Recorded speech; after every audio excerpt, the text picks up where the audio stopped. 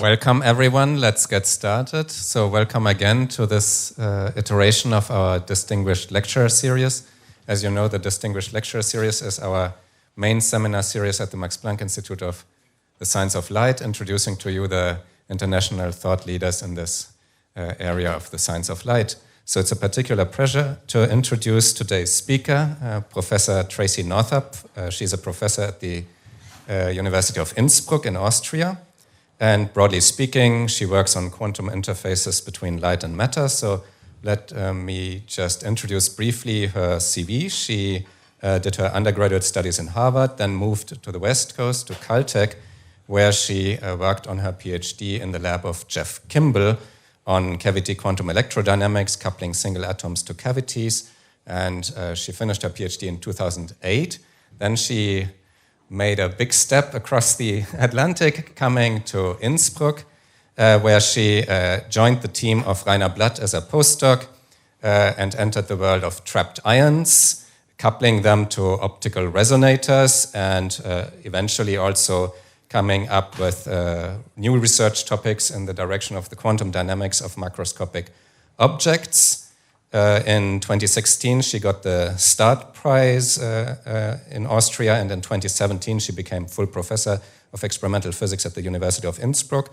So in general, she is interested in quantum information transfer between remote ions, in quantum simulations with ions in cavities, and in the quantum optomechanics with levitated nanospheres. And she tries to apply all of these things to quantum networks and sensors.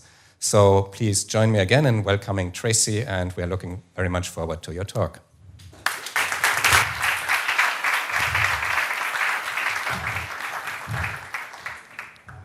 It's wonderful to be in Erlangen. It's actually my first time here. I've had some great visits to the labs and discussions today.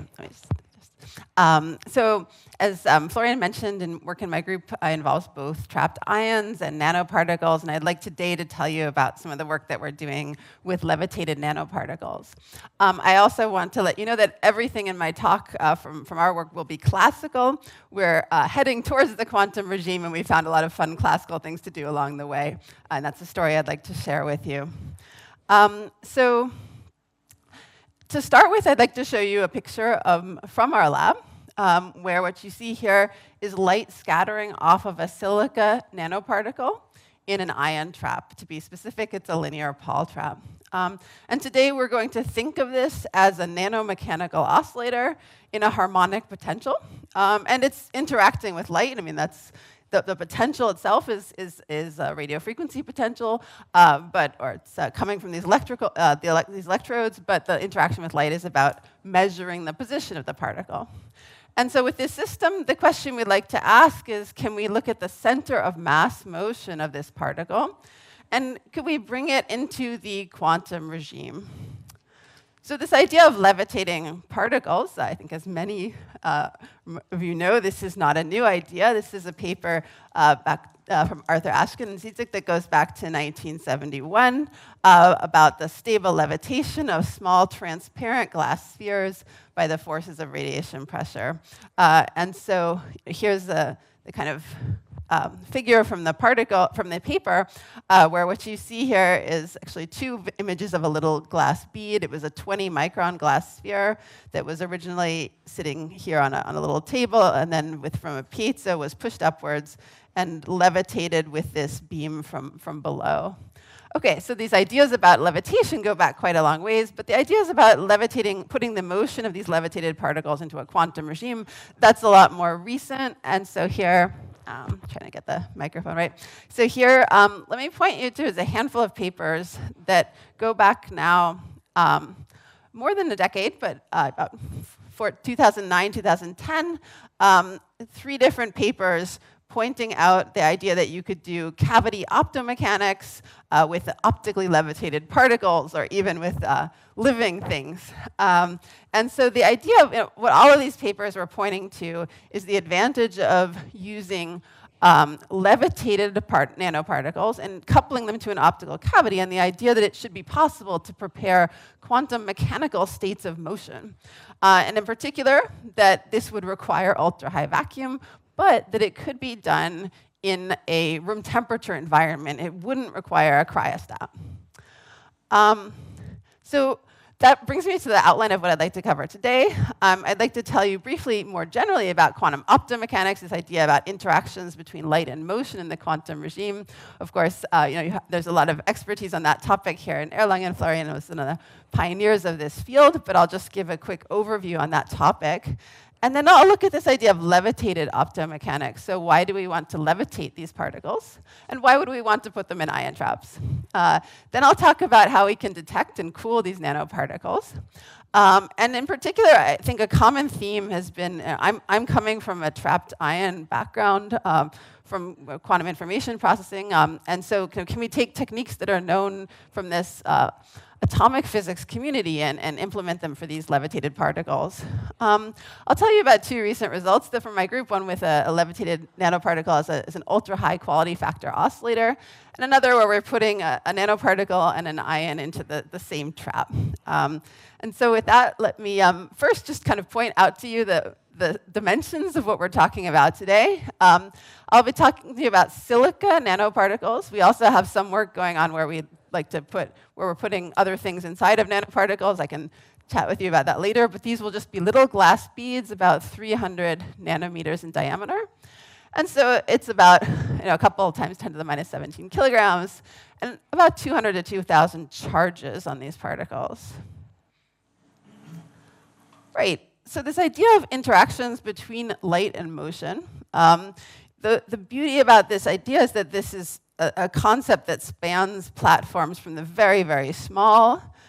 So this is work from Oscar Painter's group looking at tiny little nano beams you can see on this scale of submicron structures that have been laser cooled to their emotional ground state.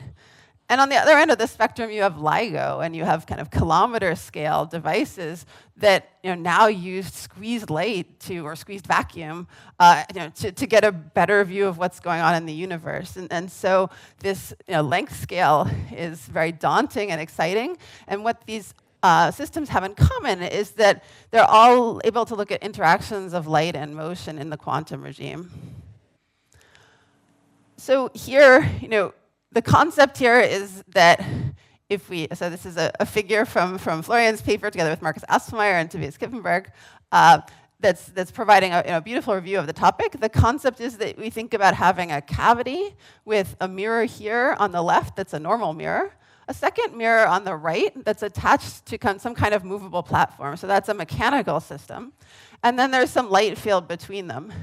And so the point here is that if we have radiation pressure in that cavity between those mirrors, it can amplify or damp the mechanical motion. That is, the radiation pressure can shift the cavity out of resonance, but also the motion of the mirror changes the resonance of the cavity, and also that we have quantum fluctuations of that radiation pressure, which are going to limit position measurement.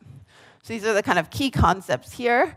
And we have to look at things like, here you talk about the annihilation operator, so the photons in a quantum sense in your cavity. You want to talk about the resonance frequency of your cavity, the cavity line width, and then on the mechanical side, you're interested in the position of your oscillator, where is it? You're interested in the oscillation frequency, and you're interested in the damping rate of that. And so all of these kind of factors play in. Right, so let's talk about what that looks like.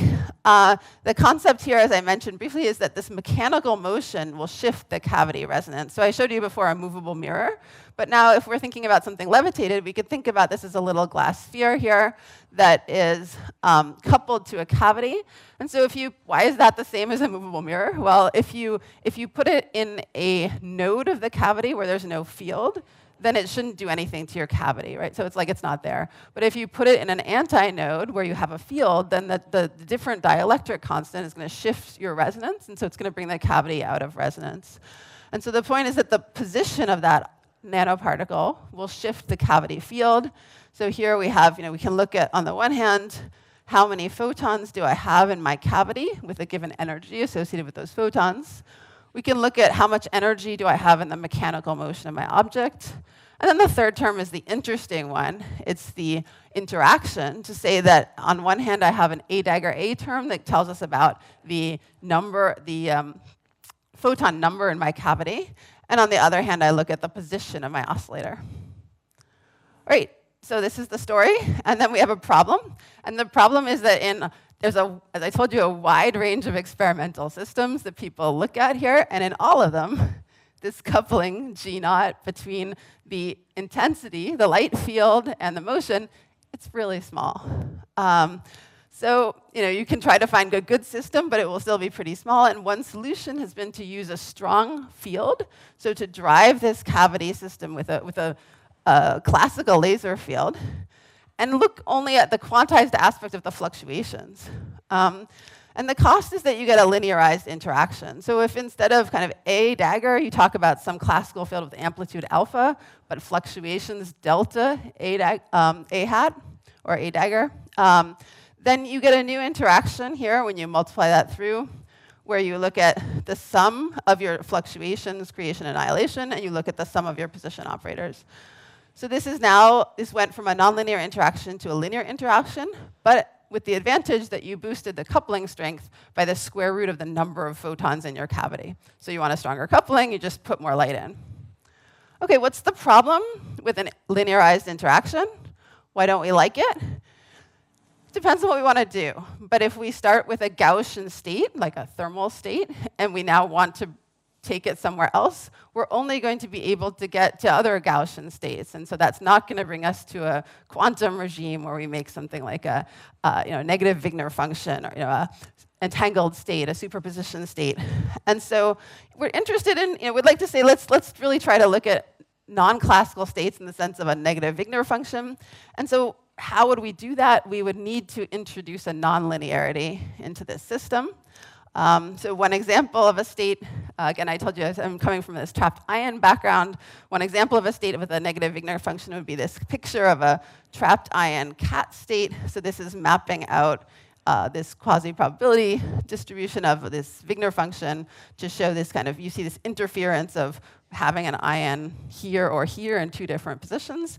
And we'd like to make these kind of states not just for a single atom, but for something that has like a billion atoms in one of these nanoparticles.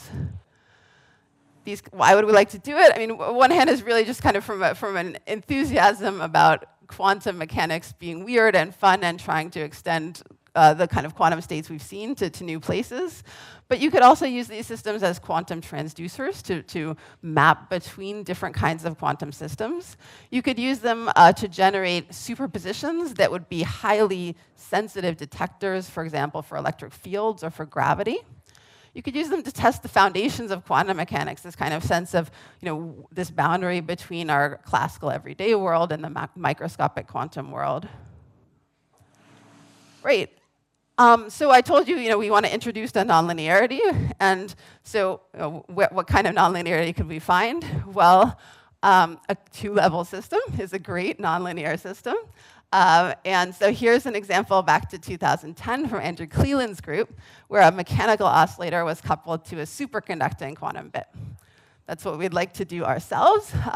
Also, a more recent example here. This was work originally from Rob Schulkoff's group, and Yiwen Chu is continuing work in this direction in her group at ETH, work on uncoupling acoustic modes to superconducting quantum bits. So we're very inspired by this work, and we're interested in doing that now with levitated particles, and in my group with trapped ions. Okay, so that kind of brings me to the question about why I'd like to levitate these particles. And so I showed you this picture before, this span. And now I want to point out that in both of these systems, these are clamped systems. So if you think about the LIGO mirrors, or if you look at one of LIGO's pictures of their mirrors, so you can see somewhere, it's very small, there's these tiny little suspended wires that the mirrors are suspended from. It's kind of amazing that such a heavy mirror can be suspended in this way, but they are suspended. Here, of course, this little oscillating bridge is suspended, you can see, to a clamped frame. And it's been engineered in such a way so that suspension should introduce minimal decoherence.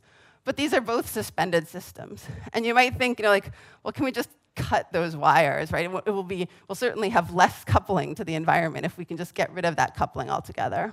And that was really the point of the three papers that I showed you earlier, this idea of levitated optomechanics, the idea of now suspending a particle stably against gravity with the advantage that you get rid of all mechanical contact.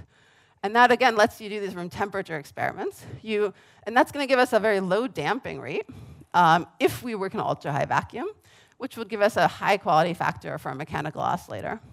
And we expect that, again, this sort of lack of physical coupling to the environment would enable very long coherence times that would then let us prepare exotic quantum states.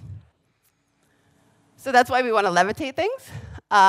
Also, there's kind of ideas for use for applications. So for example, this high quality factor, and also in particular the high mass density, that should improve acceleration sensing with respect to atoms or ions. Here's a proposal for measurements of short range gravity from David Moore and Andrew Tracy, about putting a little levitated particle very near kind of things with different masses. So the yellow and green squares have different masses in order to sense deviations from Newtonian gravity. There's been some more exotic proposals for looking for dark matter, gravitational waves, even sterile neutrinos that we haven't seen yet. So here's a proposal from David Moore's group about how you could find you could identify a neutrino through a nuclear decay and through measuring a momentum click. And his group has recently looked at momentum kicks from radioactive decay of radioactive particles embedded in larger levitated particles. There's a fun cartoon on APS physics that came out last week, so it's a fun kind of summary to read through. So this is supposed to be an alpha particle leaving a nanoparticle that you could then measure the momentum kick. Right. And then from a more fundamental perspective, you could test quantum physics. So if we had superpositions, here again, the key word is the density, not just massive, but dense objects that would allow us to test proposed extensions to quantum mechanics. This is a proposal from Sugato Bose and colleagues that's about testing quantum gravity. It's an idea that if you made superpositions of nanoparticles, so what you see here is two different nanoparticles each in a superposition of being left or right. And he and his colleagues are imagining that they each have an internal spin. Maybe it's like a nitrogen vacancy center or something. And then that you could put these nanoparticles or microparticles in a superposition of spin and position, for example, by using an external gradient, like a magnetic field gradient. And then you would drop the particles, and the interaction, the gravitational interaction, would be different depending on their position. And so that would kind of, which you could then read out after they fell in terms of spin correlation measurements. So this is an extremely challenging proposal that is not going to be realized next year or the year after by anyone, but it's kind of an inspirational proposal in terms of allowing us to look at the connection between gravity and quantum mechanics in ways that nobody's been able to do so far. Right, so what have people been able to do so far? It's an exciting time in this field because just in the past few years, people have put these levitated particles into quantum mechanical states, and in particular into the motional ground state. So they're in a potential well. How do you put it in a motional ground state? This is a picture from Marcus Asselmeyer's group on the left, in which the particle was cooled in a cavity through coherent scattering. So there's the nanoparticle. It's scattering into the cavity in a way that takes energy away from it. On the right-hand side is a paper from Lucas Novotny's group, where there's no cavity, there's an optical tweezer, and there's feedback cooling to take out the energy of the particle. So this puts us, in an exciting time to really start to look at quantum states. There's been a number of groups since then that have also reached this ground state, or just a handful, actually. But again, these are still thermal states, Gaussian states, but with an average number that's less than 1. Great. So the systems I told you about before were in optical traps. That sounds good because they got into the quantum ground state, and everybody who's in the quantum ground state so far is in an optical trap. However, it's not a perfect system. In particular, if you're in an optical trap, you are scattering light off of your particle. And so that's going to lead to decoherence if you want to make quantum states, because that scattered light gives you information about where the particle is. So the decoherence direct via photon scattering is going to be a serious problem for making and working with these quantum states. Decoherence via particle heating. So an optical trap is going to heat your particle, especially in ultra-high vacuum. And that black body radiation plays an important role.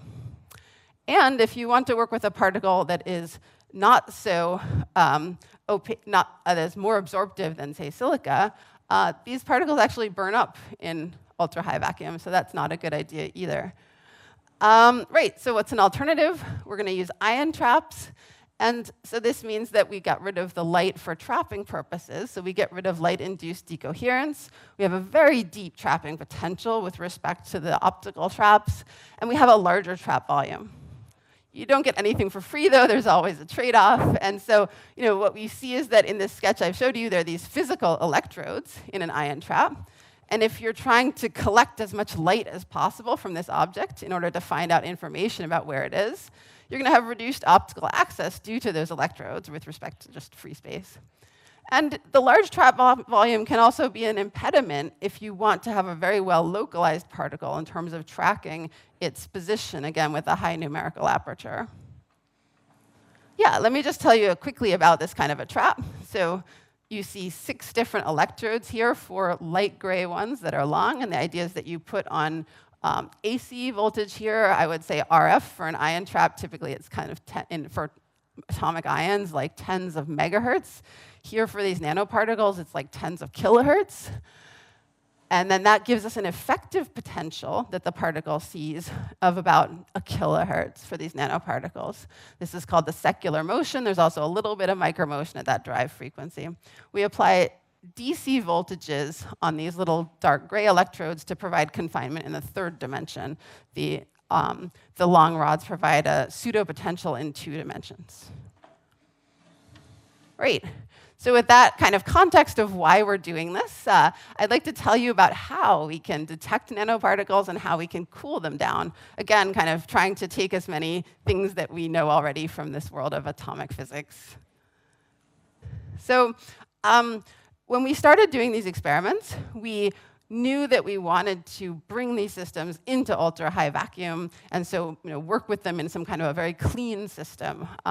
So we thought about how we could do that in a very clean way, and we talked with Marcus Arndt's group in Vienna, who pointed out work that they had done with laser-induced acoustic desorption. So what we do is we evaporate nanoparticles onto a metal foil. This is the nanoparticles on the metal foil. We then use a pulsed laser that is focused onto the other side of that foil to create an acoustic wave that desorbs the particles, and we are lucky because it also charges them in that process. So they come flying off of the foil. Here's the particles that have been kicked off, here's the absence of particles. They come flying off the foil, and they have charges onto them. So we're sort of throwing them at our ion trap. So we're throwing them at our ion trap, and that's how we load them into the trap. We actually have to turn on the trap to catch them because, otherwise it would be a conservative potential. They would just roll in and roll right back out again. So we know when they're coming, and when they're safely inside of the trap volume, we turn it on and catch them. Okay, so now we've caught the particles in our trap, but what do we do with them? So how do we detect them, first of all? How do we even know that they're there? In general, what are people doing? They're looking at optical interference between an illuminating field and between the part of that field that scatters from the nanoparticle. And so the part of the field that never saw the nanoparticle will interfere with the part that did, and that will give you information about the particle's motion. So here's a little cartoon about the particle as a dipole. And so what you can do is then, if you have that effective detection, efficient detection, you can then take that information about where the particle is and feed back to cool the particle to lower its motional amplitude. So we'd like to do this efficiently. And so there has been previous work, again, kind of with these optical traps about collecting that information and feeding back optically or electrically. And what we did here is we were looking towards previous work with atomic ions, with barium ions, on feedback cooling using self-interference as a way to try to make this an efficient process in our ion trap. So just a quick image from, this is a 2006 PRL from Pavel Bushev and colleagues and Rainer Blatt's groups. This is a barium ion here. And so it's just an ion in a trap. It's scattering light in all directions, but in our 1D picture, it's either scattering light to the right or scattering light to the left where it hits a mirror, and then that light goes back and scatters to the right. So that is to say, the light that's going to the right is both light that was scattered initially from the ion, or fluoresced initially from the ion, and light that bounced off a mirror first. And those two paths interfere with each other. So on these two detectors, these two photomultiplier tubes, you get interference of those two channels. You can measure that position, and then you can feed back to the ion to cool its motion. Right. We wanted to do something similar with these nanoparticles. Essentially, we wanted to track that position. And so what we did is actually we put a similar mirror in here, and we looked at, so what we're essentially doing is we're interfering the particle's image with itself, with its own fluorescence. So if you think of the red light as the particle itself, and we shine in a laser from which we use to scatter light off of the particle. There's light that goes directly to our detector here. There's light that goes off of the mirror and then to the detector, and that's drawn in blue here. And so you can see that forms an image, and so we're essentially interfering the image of the particle with the particle itself.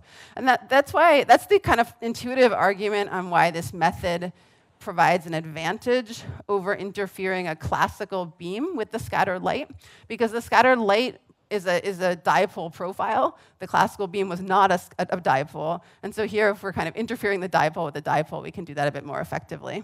So what we did a couple of years ago is we compared this kind of standard method of particle detection with the interference between a Gaussian beam and the scatter light. And that's what you see here in purple.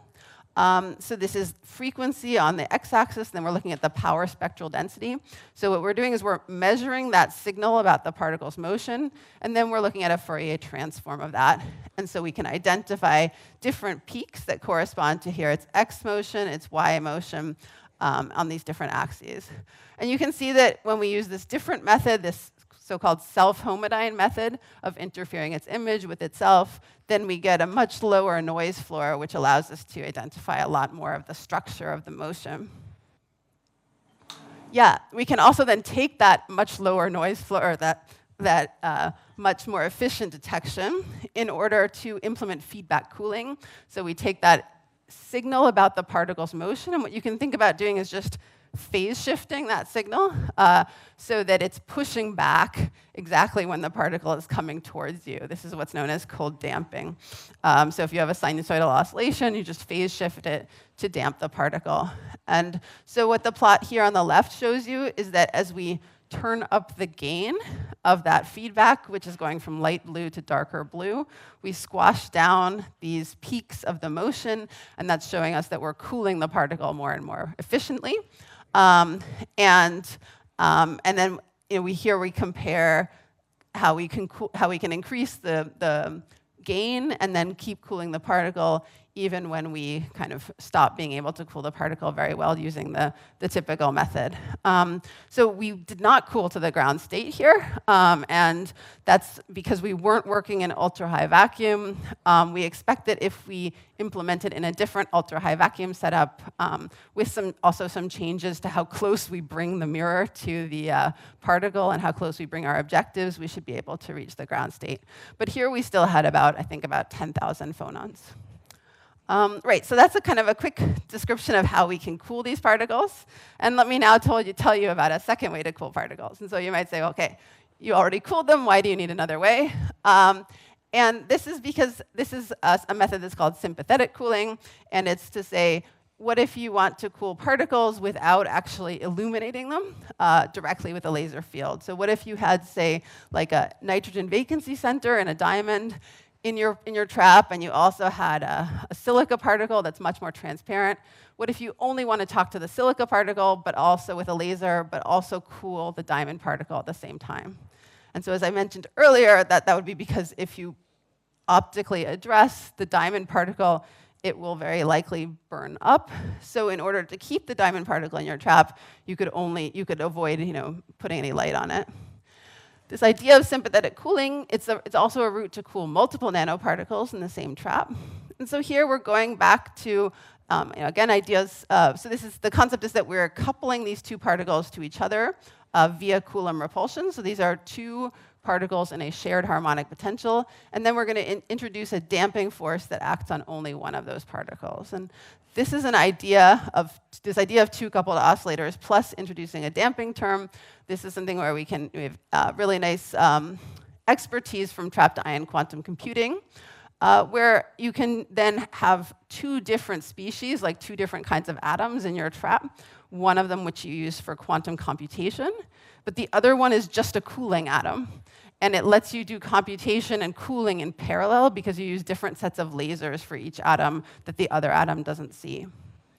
You also might have heard of this technique in the context of quantum metrology, like optical clocks, atomic clocks, where sympathetic cooling lets you work with a species like aluminum that's a great atomic clock, but is terrible for laser cooling.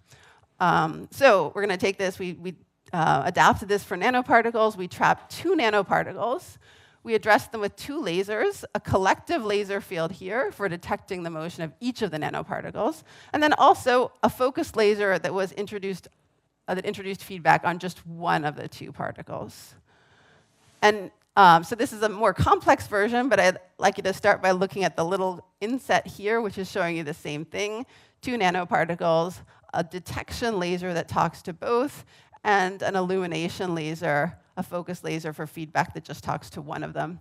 And then the setup just shows you how we can couple in the lasers and collect the light for both of them. So we're collecting that light to see what the particles are doing. When we don't feed back, when we just look at the motion, we can see in our power spectral density of that signal, we can see 6 peaks. And those are the 6 peaks corresponding to your 3 motional modes times 2 particles. So these are collective modes, and you can see them sketched here. Now we feed back, based on that motion, to just one of the particles. And you can see that all 6 of the collective modes get squashed down, which is to say we're not just cooling the one particle, but we're cooling the collective modes. We didn't cool it very much, so we cooled it just about from like 300 Kelvin to about 20 Kelvin. That's because we were working at a pretty high pressure of only 10 to the minus 3 millibar, just to work more kind of efficiently with the system. We didn't want to lose the particles, and if you have kind of some background gas to keep it in there, it's a bit faster.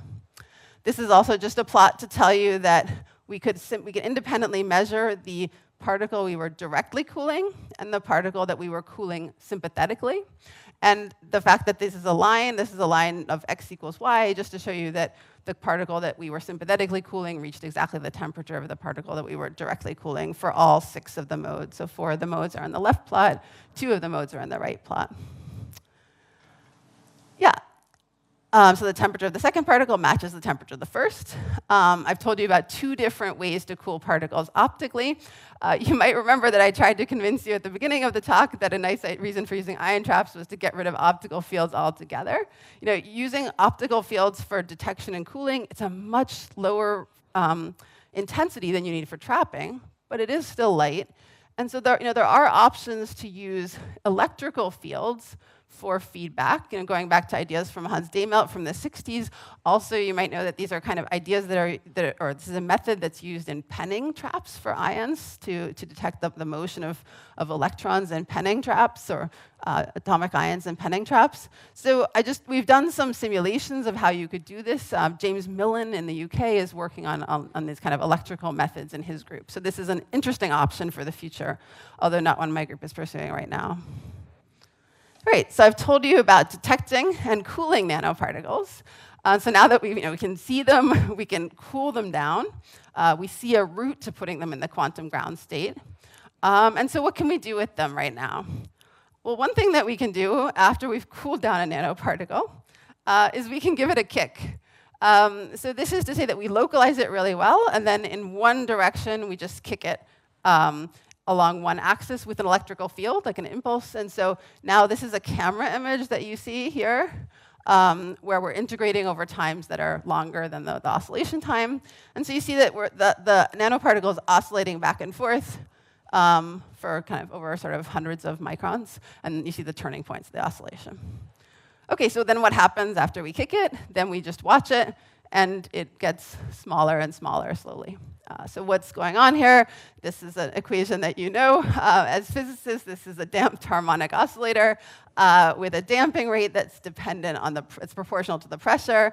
And what's on the other side of the equation? It's some stochastic force describing the thermalization with the environment. So we know the solution to this equation. It's an exponential. And so what we can do is we can fit these amplitudes, with an exponential and find out about the decay. That is, use it to understand this damping. So this is what we did for a nanoparticle, and we did it at some different pressures. So we went down into this ultra-high vacuum regime of our, because we can operate in these kind of clean conditions. We started at about, so here's some data at about 5 × 10⁻⁸ millibar. And we kicked it, and then you can see that it takes it about an hour to damp. And then we went down another order of magnitude, and then you see that it takes about a day. And then another order of magnitude, this is now a week, and it hasn't really gotten yet. It's definitely not at its 1/e time yet. The 1/e time would be kind of closer to a month. So this was really fun, because you basically just kind of you look at this particle, and then you put a sign on the door of your lab telling people not to come in, and then you come back in a week, and you see that it's basically still doing the same thing that it was. It's oscillating over 100 microns. And we can take all these data points and plot them with pressure on the x-axis and this damping rate on the y-axis and this log plot.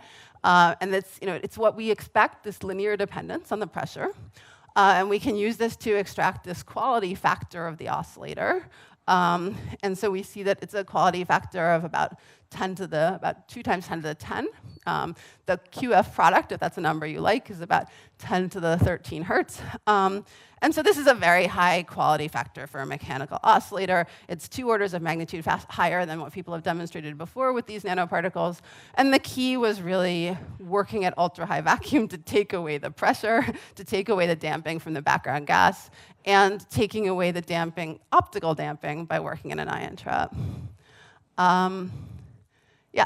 I wanted to just point out here, oops, that's repeating this. So that's just to say that the key was to, I think there was, I seem to have lost, there was a conclusion here, which is just saying that the key was about taking away the,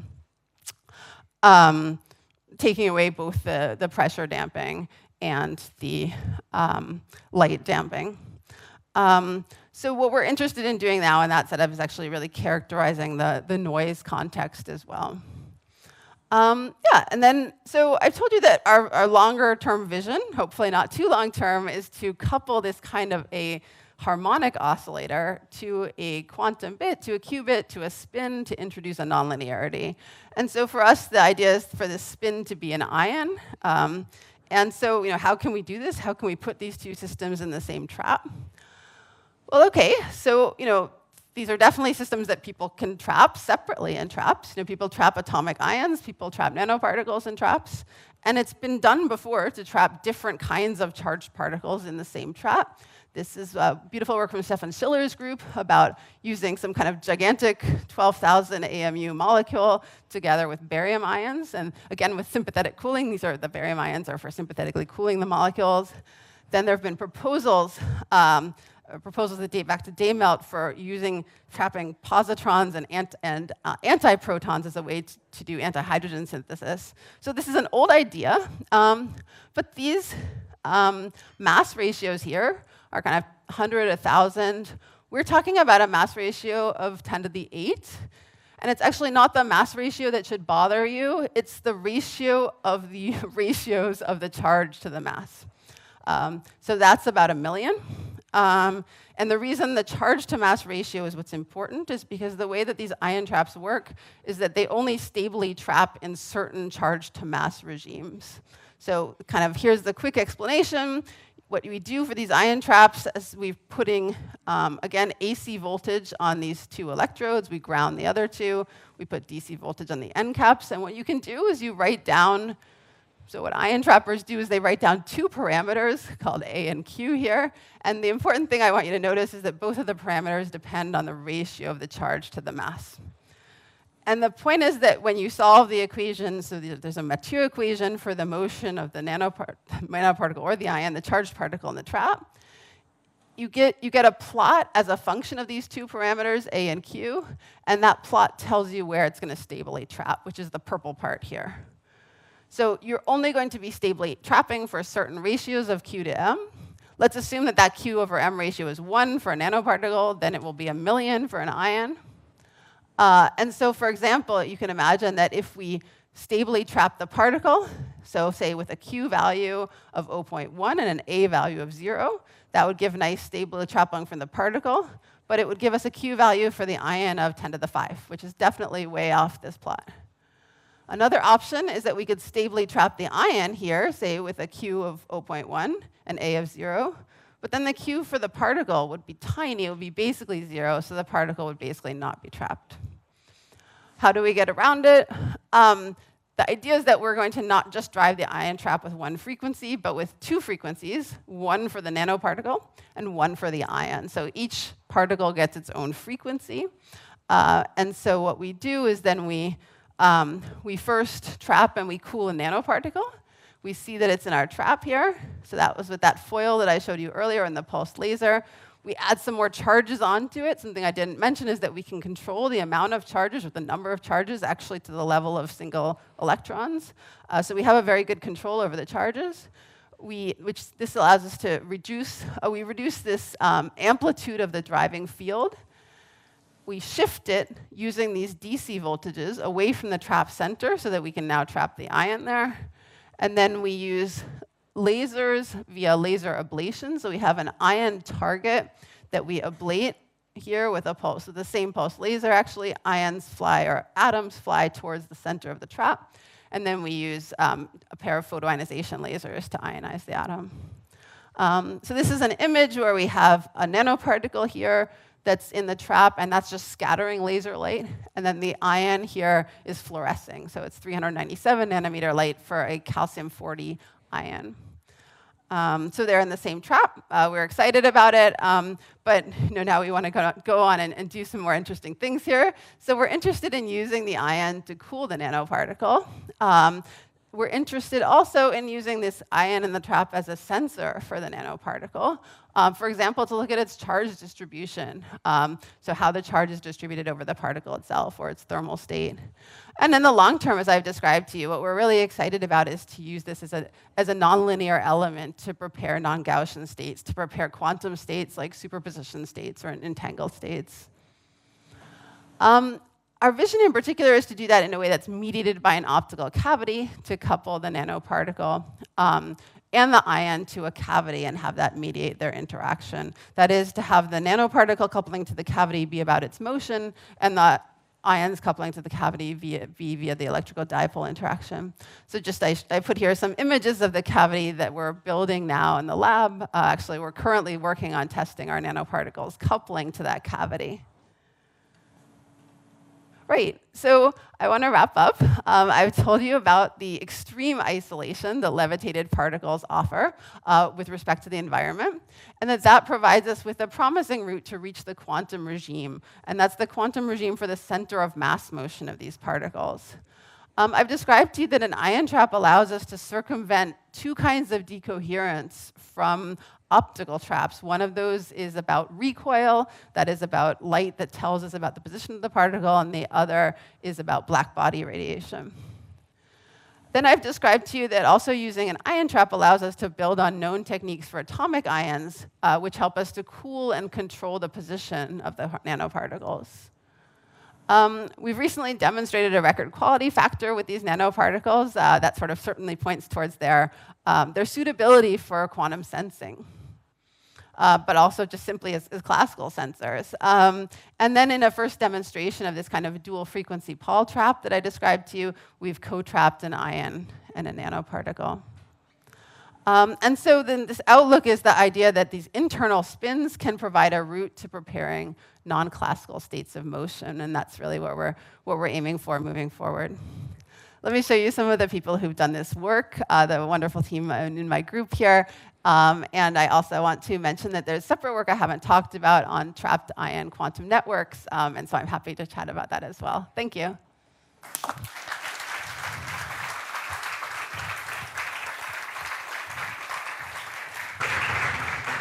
Yeah, thank you very much for this fascinating talk. I'm sure there are questions. I see the first question there. Yes, thank you very much for the talk. It was very interesting and was particularly fascinating to see these quality factors with particles oscillating for weeks and months, supposedly. So I wanted to ask, so one of your points was that we could avoid cooling working in a cryogenic environment, but then you show that you can still have good Q factor, but then you would need to work at very low pressure, for example, which I believe is also on the same level of complication as working in cryogenic. Do you think there might be some sweet spot of going not to 4 Kelvin, but working at a slightly higher temperature, and then not going to such extreme low pressure? If you combine these two, do you think it might be easier or might be profitable, something like that? Right. So I would say that, right, I guess for levitated particles, you could work in cryo and then sort of let the cryo take care of your vacuum for you. So you can be much lazier about how you build a vacuum system, and then just put it in cryo and put chewing gum in there and whatever, and just take it, rely on the cryo at 4 Kelvin to just freeze everything out. So in that sense, that there's a route there.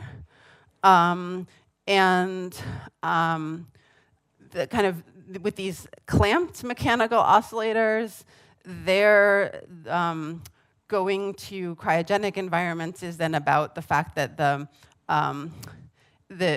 thermal oscillations, how thermal oscillations couple to the oscillator. So kind of getting rid of that decoherence route, or getting rid of the coupling to background oscillations. But I think, yeah, it's always a choice. So I think people with experience in cryo will say, oh, well, it's not that hard, and people with experience with ultra high vacuum will say, well, it's also not that hard. So maybe sometimes it's sort of one or the other.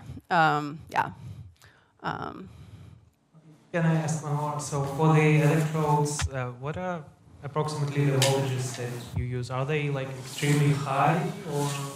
So they're about 1,000 volts, and you can make it much smaller if you use a more compact trap.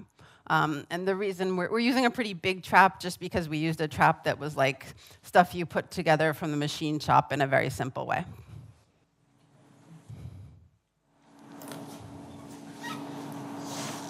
Next question. Thanks.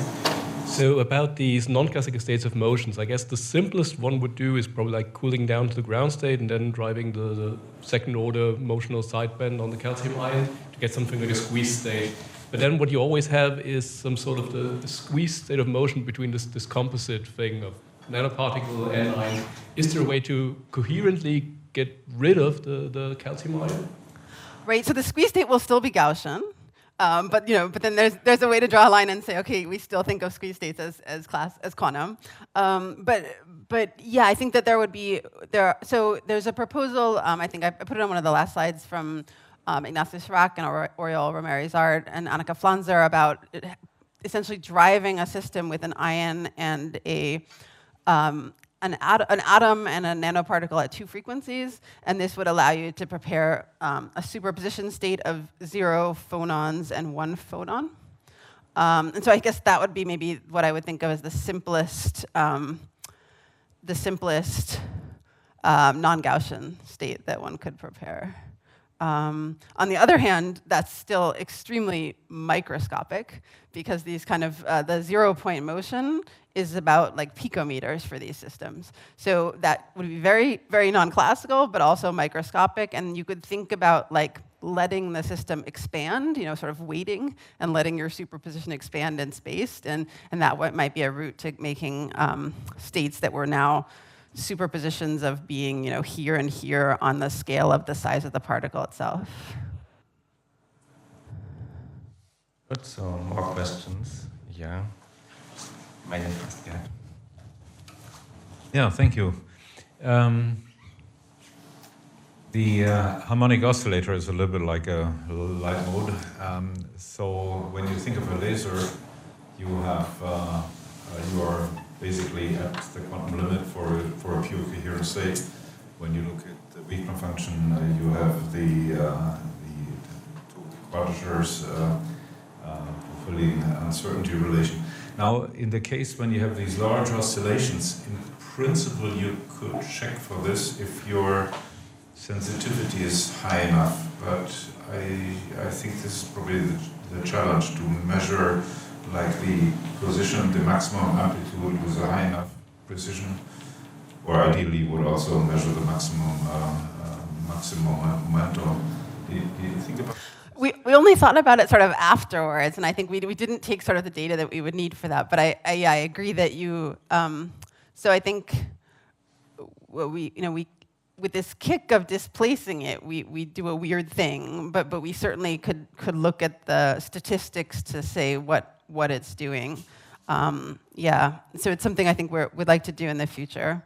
And I should emphasize that we're looking here only at amplitude, and then there's this kind of a separate question about the phase of the oscillation, and that we did look at. And in that case, we know that we're limited, so it's drifting on sort of the scale of 100 seconds, and we know that that is about the stability of the frequency with which we drive our trap. Of course. And so we could phase stabilize that, and that would get us a lot better. Yeah. I have a technical question. Do these particles ever lose charges? And you must then immediately see them? Yeah, so the good news is sort of not when we don't do anything. And so when we don't do anything, it appears to stay very flat. And so the way we know about this is because the frequency of the oscillation is proportional to this charge to mass ratio. And so this is how, actually, so what we first observed is that when our ion gauge was on, we saw this frequency of the motion jumping. And when we looked at it carefully and made a histogram, it was making very discrete jumps of in 4 Hertz units, which, if you assign that to an electron charge, was completely consistent with the mass. So we can charge it with our ion gauge, which means that we turn off our ion gauge generally when we don't want to charge it. We can also charge it by using a laser that we shine on our ablation target and kind of kick off charges. And but then when we sort of turn off those things, the charge seems to stay constant. Alex. Thanks. So, so far you've been looking at the center of mass motion of those particles. So is there any merit to look at some internal vibrational modes of those nanoparticles? Yeah, I think it's definitely interesting to look at other possibilities. So one thing that people pointed out in these papers proposing these levitated particles is to say that the center of mass motion in frequency should be so far away from anything else, like internal modes, that this is a really strength, because you can just isolate the center of mass motion and not worry about what's going on internally. On the other hand, we have a project in my group to look at not only center of mass cooling, but also refrigeration. This has been done with bulk crystals, and also with one example of a levitated particle. So you could think about using the internal degrees of freedom as a, you could actually actively cool those with a laser. We're using ytterbium-doped yttrium lithium fluoride for that. Or, of course, the internal degrees you could use for this kind of a spin system. So when I talked about NVs, it would be that you could have an NV internally as your spin instead of your ion externally as your spin. Another thing that's interesting is the rotation of the particle, which we see. Megahertz. Thank you. Very impressive talk. Can you explain a little bit more how you would do quantum gravity experiments, and what is the first thing that you could actually see? So I think, let me go back to the slide that I showed.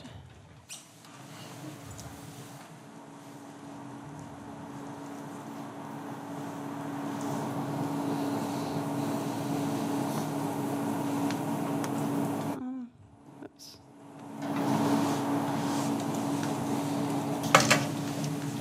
Yeah.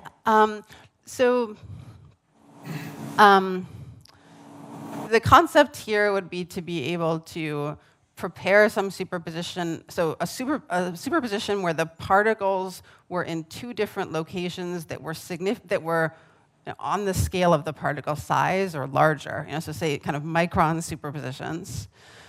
And that there's some internal degree of freedom. So let's say that now it's like an NV that's a spin inside, and that you use, say, an external magnetic field gradient to couple the spin with the position. And now you need that gravitational interaction to be dominant. So you need to hold on to that superposition for long enough for the particles to have some gravitational interaction and for nothing else, like no electromagnetic fields, to play a role. It means that if you were using an ion trap here, you would need to discharge the particles. You've maybe used them to prepare your superposition, and then you use the trap to prepare your superposition, but you would need to discharge the particles and then kind of let the particles fall and interact with each other for enough time where that was the key interaction. So this is a particular proposal, but maybe the general statement is that you need to create an environment where the gravitational interaction is dominant over everything else, and that's a big hurdle. Yeah. Maybe just one number. What is the time scale? Do you think this is 3 years ahead, 5 years, 30 years? 5, let's say, but that's as an optimistic point of view. But I think on that time scale of 3 to 5 years, I think people will have we'll also have a much clearer sense of like the challenges, but maybe even also better ideas about how to implement this.